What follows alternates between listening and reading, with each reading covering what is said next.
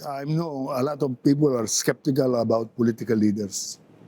The common refrain is that pare-pareho lahat yan nagnanakaw.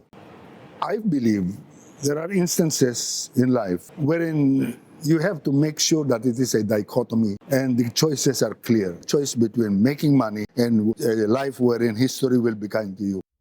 Even when you became a senior at 60 senior citizen, did you ever slow down to a point where No. no? I don't believe in there's such a thing as retiring. The biggest blessing with aging is a realization of the value of your close relationships. Every time I tell my friends, we have to force ourselves to meet each other as often as possible, because our days are numbered already. We have to. That's the reality. But at the same time, we have to find out how we can share experiences and make sure that we are going, but we don't pity ourselves or we don't become a burden. And the happiest way to go is to go while we are doing something or while we are involved in any activity. I believe in, my motto has always been, galaw-galaw para di pumanaw. I always tell my friends. Galaw-galaw para hindi pumanaw. The problem sometimes is really with power, popularity, money. Your enemy really is your own self. What would you tell your 40-year-old self? The same advice, or advice in one sentence. I said, that's very easy for me. I'll use our language. Lilipas din yan. This too shall pass. After about 3 months of being not on air, finally, we have started our 4th season of Senior Moments with Louie Montalvo. For those of you who belong to my generation, the name Orly Mercado is a name that has been associated across the different arenas and disciplines, from politics to media to social service. And we are very, very fortunate that we will be able to spend the next 40 to 60 minutes with Sir Orly Mercado as he shares with us the wisdom that he has gained over the years, particularly now as he has entered into the senior years, and even before the shoot, we've already started to talk. So we hope that you will learn a lot from this episode. Sir Orly, thank you very much for saying Call yes. me Orly. Orly. My friends call me Orly, my enemies call me names. Sige. No, when we saw each other sa faculty conference ng Ateneo School of Government, and my producer Jomar was there, and he said, why don't you try to invite si Orly as a guest? And sabi ko, ba't di ko naisip kagad yon? So this is really our opportunity for us to get to know you more, our audience, and to learn from you, especially someone like yourself. It's very seldom that someone like yourself has been able to straddle major areas of engagement in our country, from media to politics to social service. So, sige, sir, para for those of us who belong to a younger generation, parang maybe we could start with, how did you start your career based on the research that we did? Sa radyo muna kayo nagsimula? Yeah. Actually, I am a proud product of the public school system. I finished in Celedonio, Salvador, in Paco, behind the Paco Railroad Station, Rojas High School then. And all my degrees come from UP. That means I am a scholar ng bayan. My father was a public school teacher. And I remember that my first job, the only job that I could get while being enrolled in college, was the job of a laborer of the City Engineer's Office of Manila. After graduating from high school. From high school? Oh yeah, I had to work. Taon to? 1962. I had to work. We were poor. But my father was a wide reader. He was a learned man. He was not good making money, obviously. But he taught me a lot of things. So I remember I had friends like Lino Broca, and Juni Gamboa, who were actually, I bumped into them when they were directing plays. Because in spite of my busy schedule, I decided that I need to go or to participate in on theater. So College na to college ito. sa UP. So, busy na nga ako, nagtatrabaho na ako, etc. Sabi, bakit ka nagle-laborer? Ang gawin mo, mag-audition ka, mag-DJ ka. And I know your schedule is, you're struggling with it, but you can offer to get the night sign-off slot, which is normally 9 to 12 midnight. And early in the morning, 6 o'clock, you matulog ka na sa, sa studio. Kung may banyo rin, then you're ready to go to Diliman. So, that's what I did. What year were you? I was in my freshman year. And then what happened later was that I had a good job already. It was fine, but I was an activist. I was a leftist. I was a founding member of the Kapwakomahalko.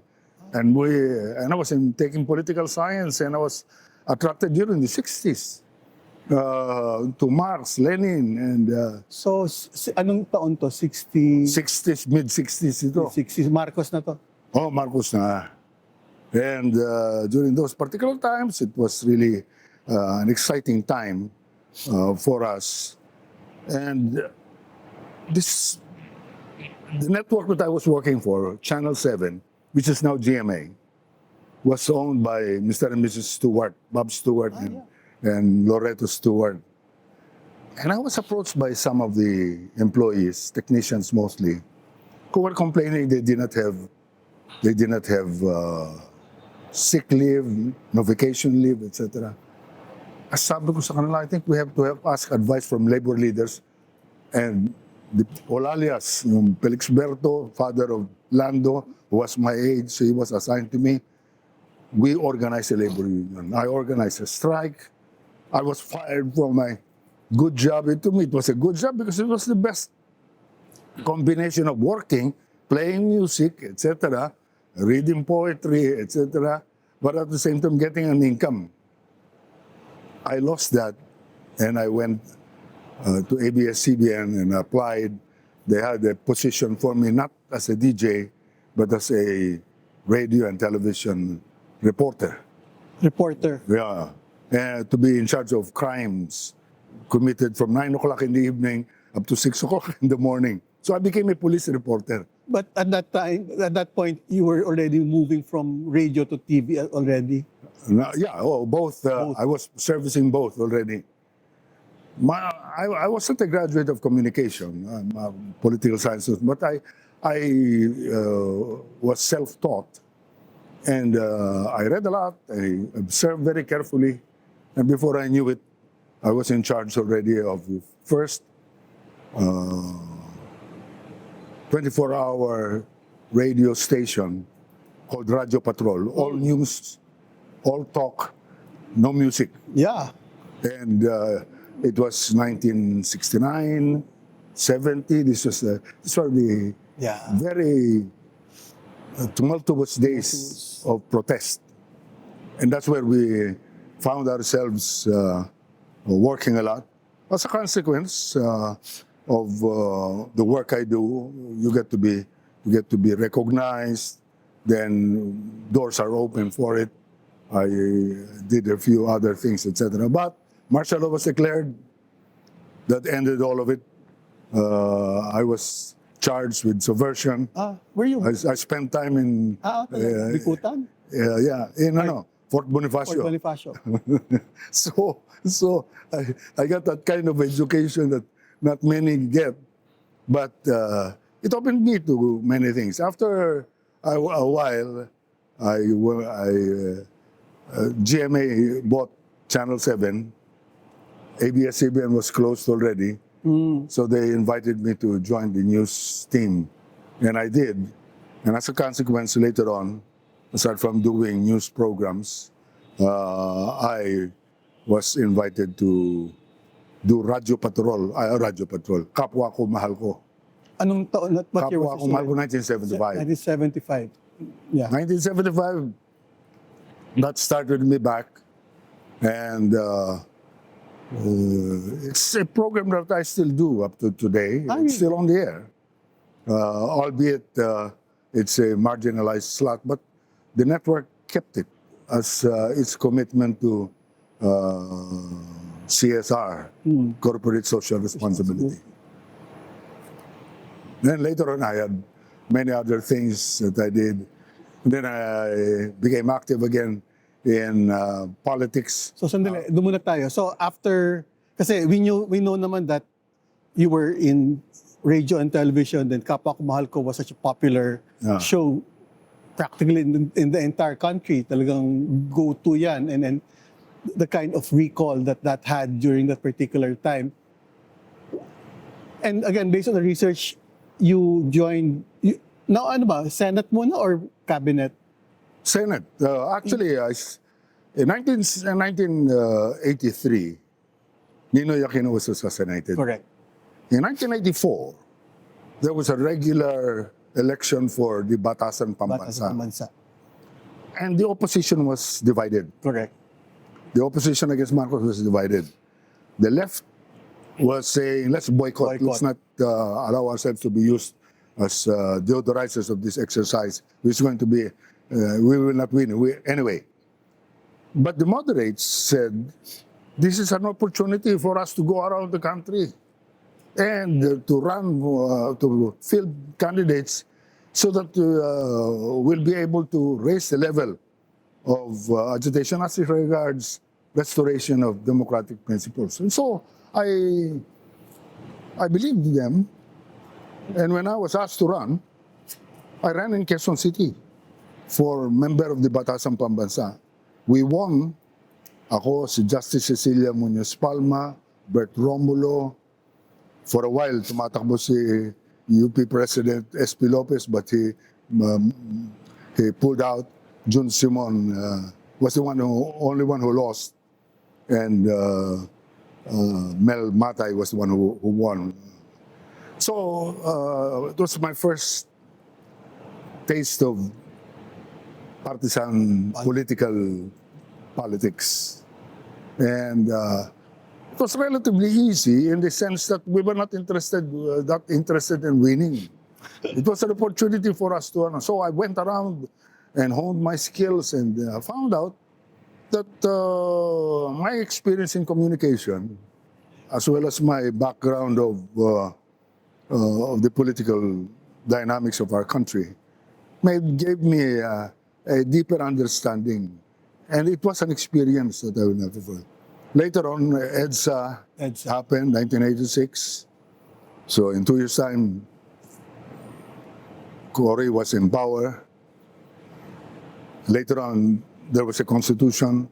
And in the 1987, the new constitution was promulgated, it was ratified by the people, and it called for the restoration of Congress and a Senate, a bicameral Congress, Senate, the House of Representatives. There, I was invited by Cory to join the team of 24 candidates for the Senate.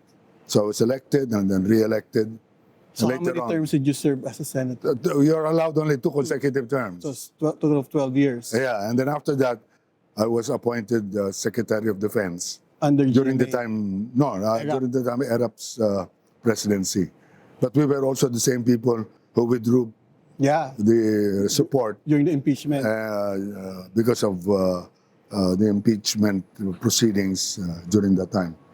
That's the, after that, I do remember in my second term as a senator, seated out there in the halls of the Senate, I was asking myself, if I'm no longer a politician, what is it that I want to do?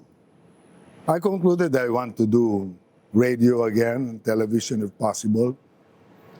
But what I really wanted to do is teach. During that entire time, you were not in the academe. during your public service? I was, but when you think of teaching as a serious Yeah. endeavor, because I had a master's degree then, that would require getting a PhD. And I found that it is possible for you to do well in your work in the Senate, and our sessions are only Monday, Tuesday, Wednesday. Friday, they're free already because it's for local bills. Saturday is off. So you have so much time. So you took your PhD when you were... I was in my second term. I went back to Diliman and enrolled and quietly I was mixing with the students. Doesn't your classmates say, Sometimes in the hallway in Palma Hall, when they see, there's a second take. But I was enjoying myself. what was your PhD? PhD was in political science. And I wrote my... Ako sir, kakasimula ko pa lang eh. I just finished my first year. The technique there Sige is nga. that you have to be obsessed with finishing it. Because there will be instances wherein there are many other things to do. And priorities somehow move your studies to a lesser degree of urgency. And so during those days, I used to tell myself, no. Some of my friends used to tell me, my God, why don't you just deliver a lecture? And I'm sure there are universities or schools that would be happy to have you as a PhD recipient, honoris causa. Honoris I said, causa. honoris causa, I'm not interested. It's not that I belittle it, but I intend to teach and seriously undertake that function of teaching. And this is my way of honoring my father, Wow. who was really a teacher. Wow. My mom's a teacher also. Public school din. These are the people who really, in spite of the fact that during those days the salary was really terrible, Yeah. we had to work. But it taught us so many things in life. So how long did it take you to finish your PhD? Oh, practically the limit, which was about 5 years. 5 years, I think. So after Senate, you joined the cabinet, served under two presidents, right? Si ERAP, ERAP. then GMA. GMA, I had to resign because during that time, the one being considered or one was been appointed to the position of National Security Advisor was a former chief of staff with whom I had differences in the handling and the corruption involved in the RSBS, the pension fund of the soldiers. So I didn't want to be seen in the same company during that time. I felt I didn't need it, but practically I knew it was going to be difficult already also to run because yung mga supporters ni ERAP never forgave us for undermining the, but these were also things beyond our control already. At that stage, second envelope thing, the drama about it, etc. We have no control over them. So the point there is that I believe there are instances in life wherein you have to make sure that it is a dichotomy and the choices are clear. As far as I was concerned, when I started out in politics, I used to say this in the entablado, in the stages I used to deliver speeches. I said it to me as I know a lot of people are skeptical about political leaders. The common refrain is that pare-pareho lahat yan nagnanakaw. They're all involved in graft and corruption. But I believe that you can simply adjust by making it a dichotomy, a choice between making money and a life wherein history will be kind to you.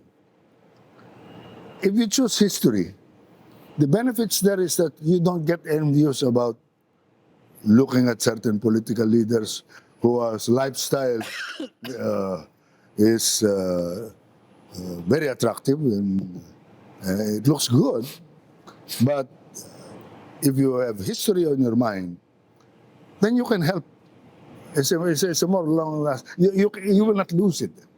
Now I'm not saying categorically we were correct all the time in our decisions, but I think I could face if I look back now, I was able to face the historical choices I made and defend it up to this day. And so that allows me also the freedom to tell my story, to teach, to mentor, and to be involved and it's in the academe that you can really enjoy growth and the excitement of facing new problems with some old components in that particular. After your second stint with national government, after you resigned during the time of GMA, what was the next? I was appointed. How old were you by that time? I was in my 60s already, early 60s. Early 60s. I was appointed as the first permanent representative, first ambassador to the Association of Southeast Asian Nations. The ASEAN is, as we know, a 10-country association of Southeast Asian countries, which started out before us, the Mafilindo, the Southeast Asia Treaty Organization, where at the height of the culture, at the height of the Cold War. But now, they're basically focused not so much on security as it is in economic growth, and there's another pillar on security, but there's also a pillar on cultural matters that help bind our common aspirations. So how long, parang, what I'm trying to know is, even when you became a senior at 60 senior citizen, did you ever slow down to a point where... No. No. I don't believe in there's such a thing as retiring. If you are a mind worker, does that mean you're retiring your mind? There are many things you can do. You can write, you can lecture. Me, I'm basically an oral person because I'm a broadcaster. You know, I love we do write for documentaries, for etc. But I felt that writing a dissertation, for example, was a challenge. Yeah. It's a real challenge for me.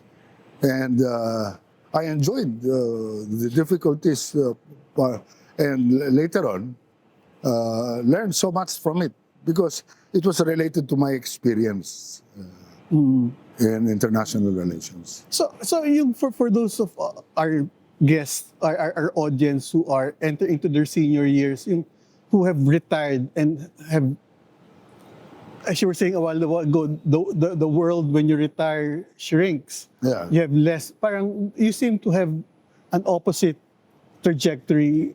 Yeah, I believe in, my motto has always been, galaw-galaw para di pumanaw. I always tell my friends. Galaw-galaw para hindi pumanaw.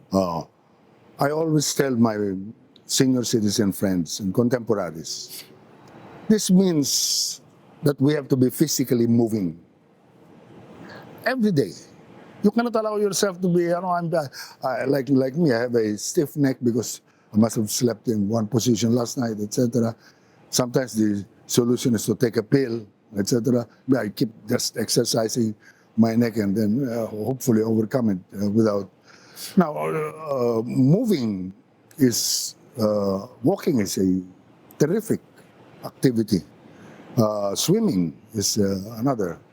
But for me, what is important is that you keep moving. You have to be thankful for the times. For example, you stand up from your chair and go to your room and find out and forget, and then find out that you don't know why you stood up and you don't know what you. Instead of belittling yourself and getting mad at yourself, be thankful that you stood up. So if you sit down and you start up again until you get it. So in other words, galaw-galaw para di pumanaw is you don't blame yourself. If there are things that you have to do repeatedly in a way that, I'm following very closely Manny Pacquiao's re-emergence. Yeah. It's going to be very, very difficult. This is dangerous, but to me, instead of, I feel that the older people today are not the same as the older people before. We're living longer. True. And not only is our lifespan longer, there are many ways by which we can avoid debilitating illnesses. And so that being the case, then there is a lot of things that you can do. Keep moving. That means also keep your mind engaged. When we say galaw-galaw para di pumanaw, your mind has to be engaged, has to be moving. So there are, whether it's writing an item or a paper or a column or whatever, or delivering lectures. I rarely say no to academic activities, whether it is mentoring a student who has written a thesis or a GIR, as we call it, or anything else, or an opportunity or an interview like this. To me, that's all part of keeping my mind. But the other portion is being socially involved, because by moving around, by interacting with others, by mentoring, you actually broaden your social circle. And if you don't, what will happen is that because all of our contemporaries are dying or croaking or or kicking in the bucket, whatever you may want to call it, the reality is that they are not physically capable already. So the point there is that it's more often that you hear about them that they are now in bedridden or now there are opportunities to have socials. Every time I tell my friends, we have to force ourselves to meet each other as often as possible, because our days are numbered already. We have to. That's the reality. But at the same time, we have to find out how we can share experiences and make sure that we are going, but we don't pity ourselves or we don't become a burden. And the happiest way to go is to go while we are doing something or while we are involved in any activity. Parang, I think, I'm not sure how many, to those of us who are listening na seniors, yung parang the notion that as you grow older, and you're contradicting this very, very well, there's a sense of diminution. You get, your world gets smaller, your abilities get smaller, and you find yourself being diminished by age. But what you seem to be saying is contrary to, that's not a given. Actually, you can be physically contained, but your mind has to be alive. I remember when we were charged with subversion and made to spend time in Fort Bonifacio. I also spent time in Camp Aguinaldo. The reality is that I found out that adjusting to prison time is a matter of first realizing how your world has shrunk. You're no longer mobile. But as has been done by many of those who went through that experience and survived it, people like Nelson Mandela, almost 3 decades, and yet it never diminished the activity of his mind. Powerful analogy. So you can be physically constrained. So what we used to do is to play a lot of chess. We used to have discussions, etc. And then we decided that we should. One of our activities that was thwarted was we were studying martial arts. All of us were, most of us were involved in karate, in kung fu, and all sorts of activities. So there are a lot of things. You can study Eastern philosophy, Eastern religions, etc. And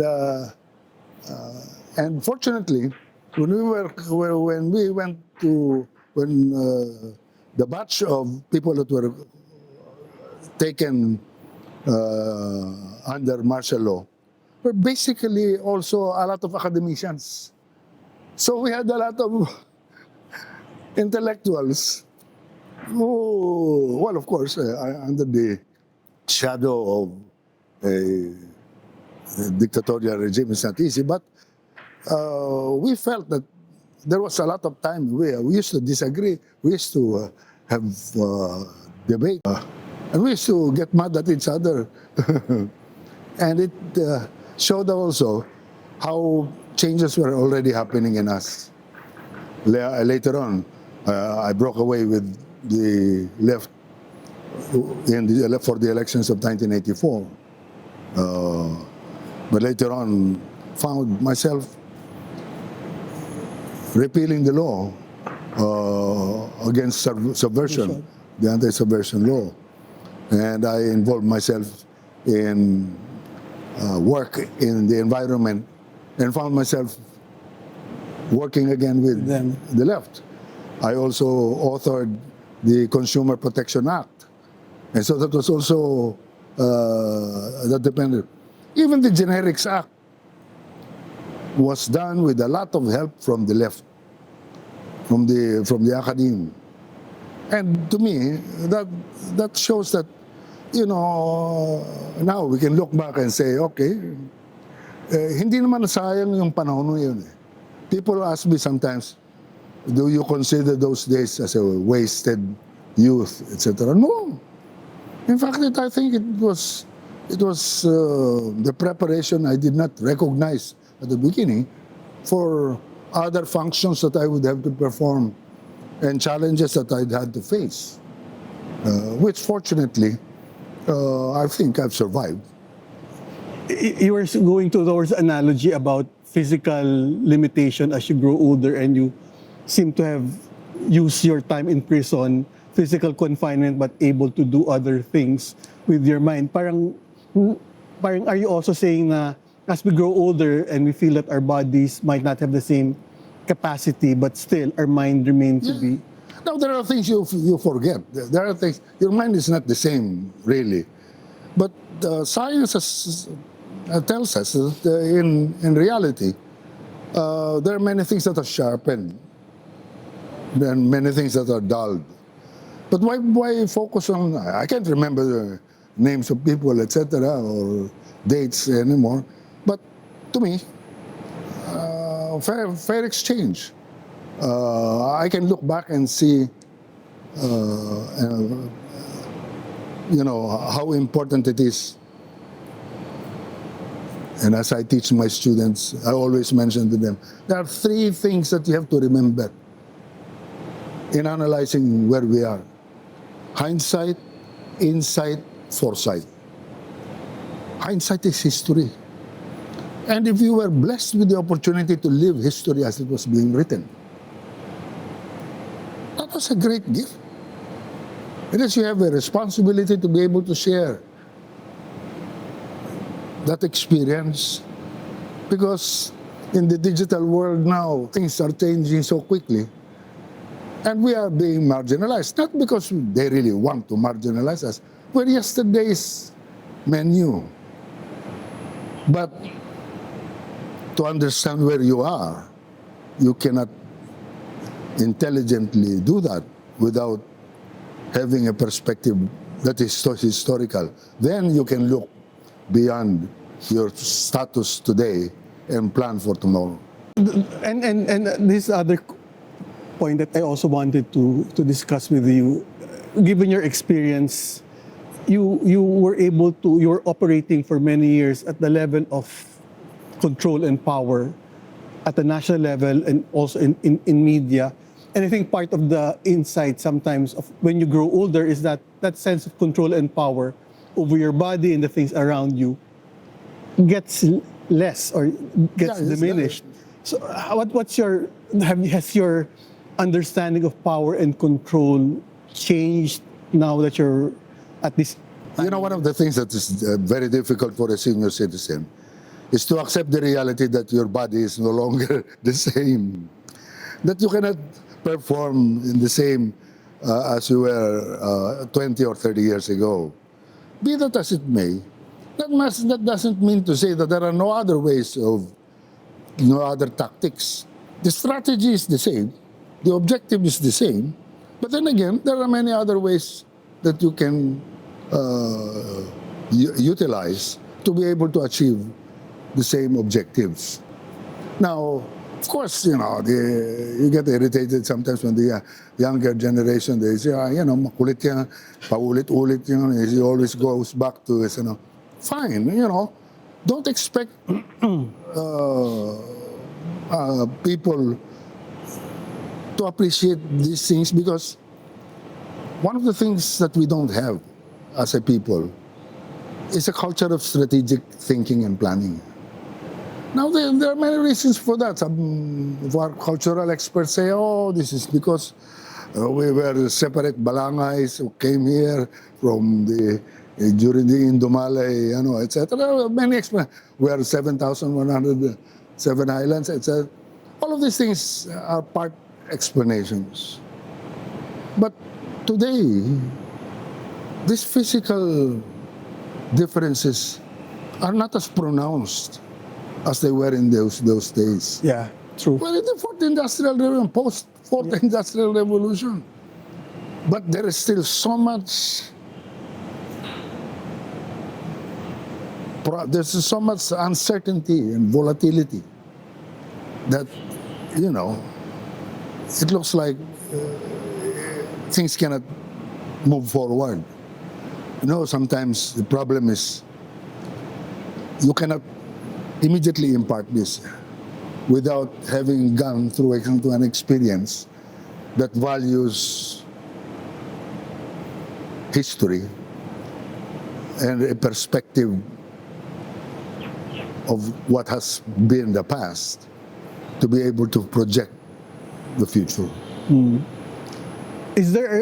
Are there certain things that you were able to do, or the circumstances by which you operated when you were younger, that you miss now that you are at your age, whether it's control, power, popularity, being the go-to person of many things? No, I think the struggle or the duel with one's ego becomes more pronounced as you grow older. Ah, really? Largely because of the fact that you are leftover food in the refrigerator. You're no longer the focus. Yes. And there's nothing wrong in looking back and saying that there's nothing wrong in looking back and saying, look, there was a time I was sharp. But there are new things that you can do, that you can be proud of. Now, the problem sometimes is really with power, popularity, money, your enemy really is your own self. Good insight. Explain. It's your ego. Good The power insight. that goes with money, more money, your good looks. I used to joke, because I won the elections, hardly spending anything. He said, how did you win it? I said, on the basis of my good looks, my intelligence, and my humility, not necessarily in that order. Now, it's an old joke that all my friends have heard from me in the past. But in reality, it was my struggle with my ego. Kikilabutan mo. wherein I was able to a certain degree, accept the reality that those were not permanent things. You know, my daughter one time, and we was having dinner with her, and she said, "Dad, what would you tell the 20-year-old Orly Mercado if you are given a one-sentence advice to the 20-year-old you?" I said, "It's easy. I'll tell him, socialism will not work." Then she follows this question with another question. What would you tell your 40-year-old self? The same advice, or advice in one sentence. I said, that's very easy for me. I'll use our language. Lilipas din yan. This too shall pass. At age 40, I was elected senator. At age 40, I was doing commercials, I was selling all sorts of things, etc., and making some money. I was teaching, although I did not have my PhD yet, I had a master's degree, etc. And I had a fan base. Oh, yeah. There was a time people recognized me and people. Oh, but, yeah. Yeah. But the point there is that lilipas din yan eh. But at that time, were you? No. At the time, when you're in the heyday. middle of that, No. there's no way. Well, there are times you have to pull. It takes so much introspection to be able to do that. But that's not a natural. No, yeah. No. But I remember the jokes of my elders during the time when we joked with each other and we ribbed each other. So they used to say, "Tatanda rin kayo. You are also going to go through these things." So, if you're forgetful or you don't know, you're at a loss for words sometimes. There was a time, I could not remember pausing so long in search of one word, which is so simple. But it happens. So don't be distracted by it. What do you want to say? I'm sure there are many other experiences that can bolster our. Some people say you eat this food, etc. Well, we're all free to, my fellow, there's no bad advice as long as there is some scientific basis to it. There are types of food, types of activities that we have to do. Do what makes you happy, as long as and ask your doctor first whether you should. Can we pursue a bit that when you're talking about the main struggle is with your ego? What and from what I'm hearing from you is you seem to have been able to manage that in a way where you are where you are. What helped? Because I'm sure there are many people out there who are at the pinnacle of their success or career and have begun to shift towards, a different life, but are struggling with that. I am not at the center of attention anymore. I might not have as much control as I had before, and it is a struggle of ego. Yeah. The important thing is to be able to realize that the popularity, the financial rewards, and the power that comes with these things are a consequence of the work you do. Okay. I did realize that media work was the one that created my base, my political base. Yes. I'm from Metro Manila, so Quezon City was a base, but in other words, what I'm trying to say is that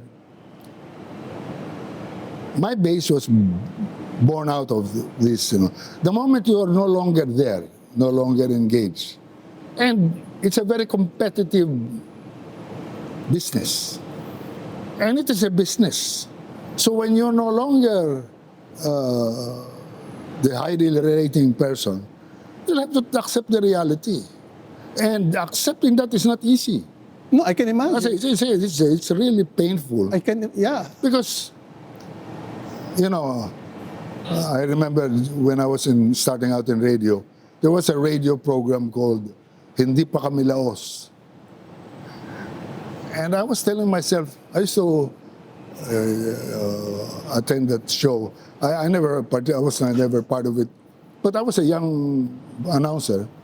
I said there is something wrong with the framing of this program. Hindi pa kami Laos. Because you're already branding, what people would like to see is your struggle to assert yourself in spite of. Now, the issue that is morphing into somebody, and this is where the galaw-galaw thing comes in. You have to morph into something or a new activity that wakes up certain things that you have not been doing in the past or thought you cannot do. And it can happen. No, I think that was part of when I was listening to you. You lose something because of the change in circumstance, but it cannot also be that you operate in a vacuum, that there's nothing left for you to do. I think what you're saying is that you have to find a way, find something that will fill up that empty space that might have been a function of not having power, control, popularity, so forth and so on. Ganun ba yun? New activities or new ways of doing old things. New way of doing old things. We have a program.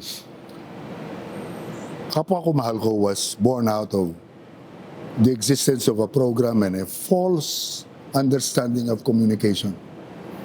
After martial law was declared, 6 to 7 in the evening, 6 p.m. to 7 p.m., all radio stations and all television stations aired only one program. Pulong-Pulong sa Kaunlaran. Yeah. Is the name of the program. I remember It is the propaganda voice of the government. 72, 73. At 75, they ran a survey. And they found out that the people were turning off the TV sets and the radio sets at 6 o'clock after the entertainment programs, and then turning it on, maybe having dinner. And during those days, we didn't have smartphones, so there was conversation and people were enjoying their dinner 6 to 7, and 7 o'clock, biglang panik na naman yung viewership. They were aghast. They found out 2-3% ang ratings mo, hawak mo na yung buong communication infrastructure, wala kang audience. So they allowed the networks to produce their own version of Pulong-Pulong sa Kaunlaran. There was a loophole. They said you can do public affairs, public service, news programs, talking heads programs, etc., documentaries, etc. But all as a... So sabi namin, we are going to focus on health. Health was, everybody else was doing politics. We were doing public health. We were explaining, etc. Ano na to? Kapwakomahalko Yes. already? Yeah, 6 to 7 kami. Naturally, between us and the other 4 networks, we were the ones who were number 1. Rosa Rosal was the first co-host. Butsan Sonroa. Yes. So many of them. Connie Angeles. Even my wife later on became part of it also. She was medical director. So what I'm trying to say is that was the reason why it was there. But the network also kept us. As we said, for me personally, that's where I sublimated my leftist leanings, my serve the people mantra. Because I went to China during the height of the Cultural Revolution. As a delegate of the UP Student Council, we were a group. But I was invited to remain, to study Mao Zedong Xishang, Mao Zedong thought, which I studied. I read the 4 volumes where he wrote it. I didn't know it would work. But now they're a capitalist country, and now they're the superpower and the number 1 economy in the world. At what, again, I might be repeating myself. How old are you now? 79. 79. And was there ever a time when you found yourself slowing down compared to what you were doing before? Or No, I think what doesn't slow down is my thinking. I still watch a lot of programs explaining the tariff issue, for example. I have a particular interest in understanding this phenomenon and how and look at the historical lessons that we can learn from the past in the times of prior, which accelerated prior to the great crash of the 1920s. All of these things to me are all part of it. I cannot imagine ourselves not not asking ourselves, this is something that everybody else, it doesn't involve you. That's not true. And then in today's world, it becomes very possible. So it is for that reason that I also enjoy, hanging around with people who are experts, and you can pick up a lot of things, insights, and what they say. no, actually, before we came here, parang, yun nga, I thought that our conversation would be yung trying to struggle with the seeming emptiness and lack of something to do as you age, but clearly you totally. I'm enjoying myself. Wow. I'm enjoying myself. And, the moment I stop, I think that's the time for me to go. You're 79, and how do you see the next few years? What are your future plans or endeavors? Kasi ano yan, I think part of the struggle of getting old is you hesitate planning for something because Well, actually, talagang lilipas din yan. Sometimes, I've been asked by my friends, why don't you write your memoirs? yeah. I said I haven't found the reason to grapple with my ego and tell him that, I was so instrumental in so many things in this world. That's a good thing. It's that serve the people think that you're a small contribution, let it be. But at the same time, the countervailing force there is that, but that's what teaching is all about. True. That's what teaching is all about. Passing on what you know and what you've learned. I think one advantage that we have compared to other teachers who are teaching immediately after they graduate, no matter how high your grades are, etc., for me, the biggest lessons that I learned Experience. were the experiences that I went through. True. True. And boy, were they difficult also. True. There were some pleasant things. True. True.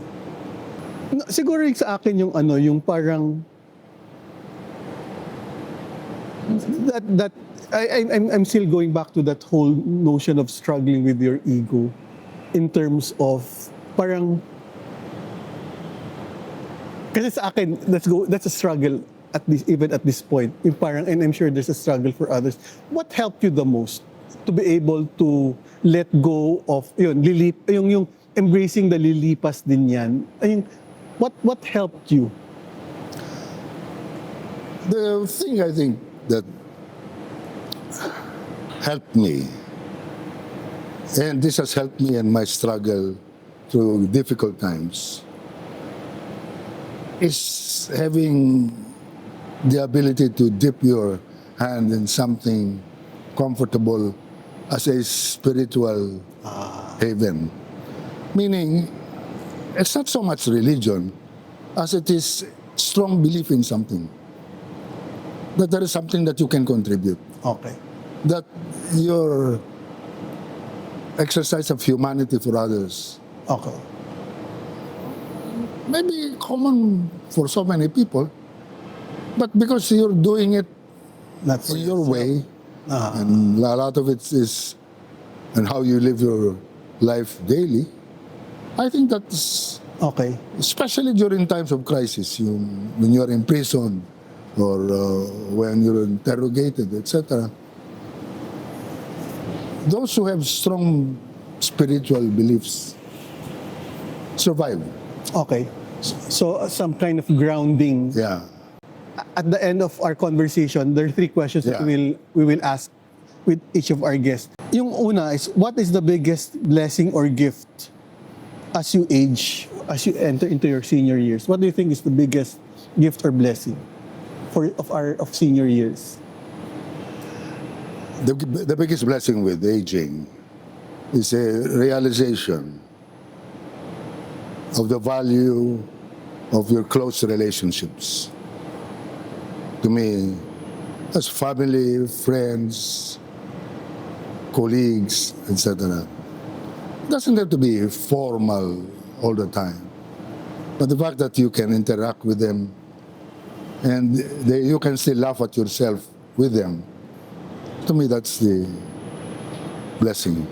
One legacy that you would like to think that you're going to leave behind to the world? There are many ways to serve the people. And it has always been in the context of doing these things as an activity that shows how humane you are. It's always a struggle to do it secretly. Wow. But it is that which provides us the greatest comfort and blessings. Wow. That's powerful. Last question. Message to the young. Message to the young people. Always remember, there is a dichotomy. History to be kind to you and making money, a lot of money. I suggest you choose history. Oh, beautiful. Sige. So, clearly this was a wonderful conversation with Orly. And sir, thank you very much for the time. We hope to see you again in our succeeding episodes. This is Senior Moments with Louie Montalvo, diving into the mysteries of the later years. Thank you, sir. Okay.